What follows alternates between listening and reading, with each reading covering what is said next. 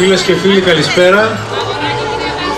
Καταρχήν, χρόνια πολλά σε όλους τους Κοζανίτες και πρώτα απ' όλα για την αυριανή γιορτή του Πολιούχου Αγίου Νικολάου, του παππού της Κοζάνης όπως αποκαλείται.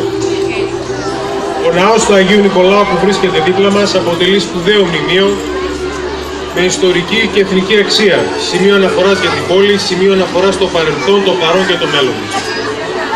Ξεκινάμε σήμερα το πρόγραμμα των εορταστικών εκδηλώσεων των Χριστουγέννων, ίσως την πιο όμορφη περίοδο του έτους.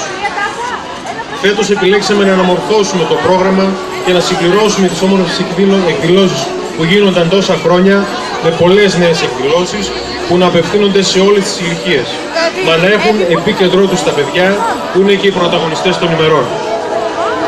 Στόχος μας να δημορφωθεί φέτος ένα ωραίο πρόγραμμα του Δήμου Κοζάνης, πλούσιο και με ποικιλία δράσεων, στο οποίο να συμμετέχουν πολλές δομές του Δήμου, προσδίδοντας η κάθε μία τη δική της αξία και παίζοντας ξεχωριστό ρόλο στο συνολικό πρόγραμμα του Χριστουγέννου.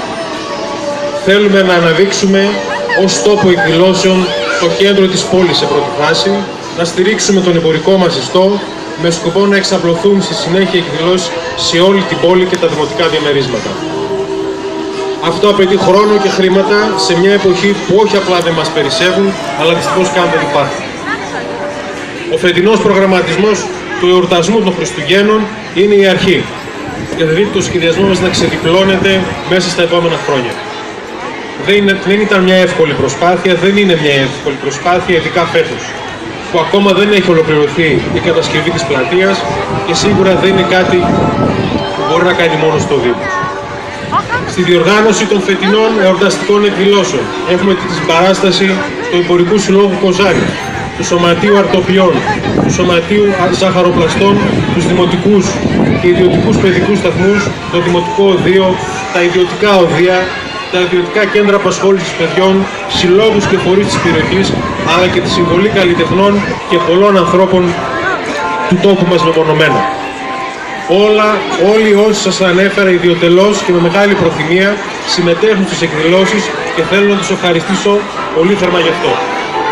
Επίσης θα πρέπει να αναφερθώ ειδικά στο στολισμό, που ξεκινήσαμε επί της ουσίας από το 0, μιας και τα περισσότερα από όσα βλέπετε τα πήραμε φέτος. Όλα όσα προγραμματίζουμε δεν θα ήταν δυνατόν να συμβούν χωρίς τη βοήθεια των χορηγών μας. Ο Δήμος Κοζάνης από τον προπολογισμό του και συνεπώς από τα λεφτά των δημοτών φέτος δεν θα εξοδέψει χρήματα. Γι' αυτό θέλω να ευχαριστήσω για μια ακόμη φορά όλους όσους συνέδραμαν ώστε να μπορέσουμε να στολίσουμε την πόλη στο μέτρο που μπορέσαμε να το κάνουμε. Τέλος, να σημειώσω πως όλα όσα σας είπα δεν θα έχουν κάποιο νόημα αν δεν τα αγκαλιάσουμε όλοι μας. Οι εκδηλώσεις δεν είναι το τέλος, αλλά η αρχή ενός σχεδίου για να κάνουμε τα Χριστούγεννα στην Κοζάνη σημείο αναφοράς για τα παιδιά, αλλά και για τους μεγάλους. Για να γίνει αυτό όμως δεν χρειάζεται απλά η παρουσία του κόσμου, αλλά η συμμετοχή του. Χρειαζόμαστε εσάς, τη βοήθεια και τη συμμετοχή σας, τις παρατηρήσεις και τις προτάσεις σας. Αυτές οι εκδηλώσεις είναι για όλους μας και όλοι μαζί πρέπει να τις συνδιαμορφώσουμε και να τις χαρούμε. Κλείνοντας, θέλω να ευχαριστήσω όλες τις υπηρεσίες του Δήμου που ενεπλάκησαν στο σχεδιασμό, τον Οργανισμό Αθλητισμού, Πολιτισμού και Νεολαίας, την Αντιδημαρχία Περιβάλλοντος, το ΔΙΠΕΘΕ, την Βιβλιοθήκη, την Κοινοφιλή Επιχείρηση και τους παιδικούς σταθμούς, το Τμήμα Ηλεκτροφωτισμού και τους εργαζόμενους στο Δήμο. Ευχαριστώ για μια ακόμη φορά όλους και εύχομαι ειλικρινά αυτά τα Χριστούγεννα να μην είναι απλά όμορφα, αλλά είναι η αρχή ενός ελπιδοφόρου μέλλοντος που όλοι το έχουμε ανάγκη. Μετά από όλα αυτά λοιπόν, ας ανάψουν τα λαμπάκια, ας ανάψει το δέντρο των Χριστουγέννων και ας είναι όμορφα τα φετινά Χριστούγεννα.